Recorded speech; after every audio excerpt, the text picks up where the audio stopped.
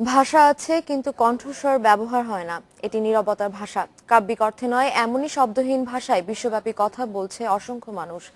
সেই ভাষার নাম ইশারা ভাষা। Society of the deaf and sign language users SDSL এর হিসেবে বাংলাদেশে এই ভাষায় কথা বলছে প্রায় 20 লাখ মানুষ।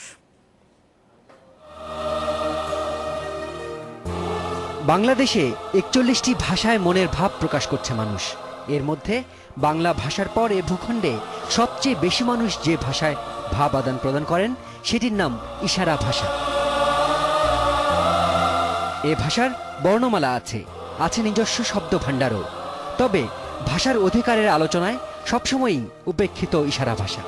দেশের একমাত্র সরকারি বধির হাই স্কুল এটি।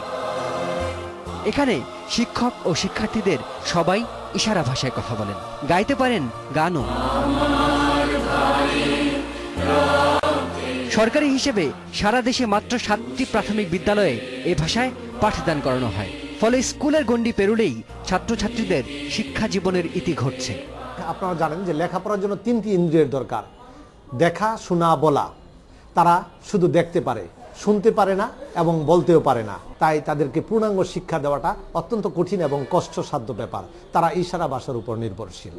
বেসরকারি সংগঠন SDSL বলছে, ভাব আদান প্রদানের জন্য 1,500 শব্দের একটি অভিধান প্রাথমিকভাবে করা হয়েছে।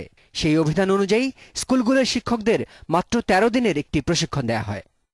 এত বিপুল সংখ্যক জনগণের খুবই স্বল্প সংখ্যক মানুষ শিক্ষা গ্রহণ করতে পারছে এবং তাদেরকে যারা শিক্ষা দিচ্ছে তাদের পর্যাপ্ত পরিমাণ ট্রেনিং এর ব্যবস্থা সরকারিভাবে এরকম কোনো উদ্যোগ দেখা যায়নি।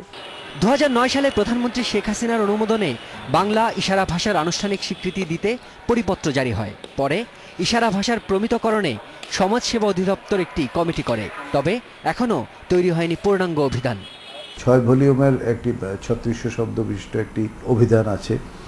এরকম অভিধান কিন্তু বিচ্ছিন্নভাবে কোনো প্রতিষ্ঠান করছে, কিন্তু আমরা সেটাই বলছি যে আমরা এই সব কিছু মিলে একটা সমন্বিত, যে যেন কোনোভাবেই কোনো সংশয় যেন শিক্ষার্থীদের মধ্যে তৈরি না হয়।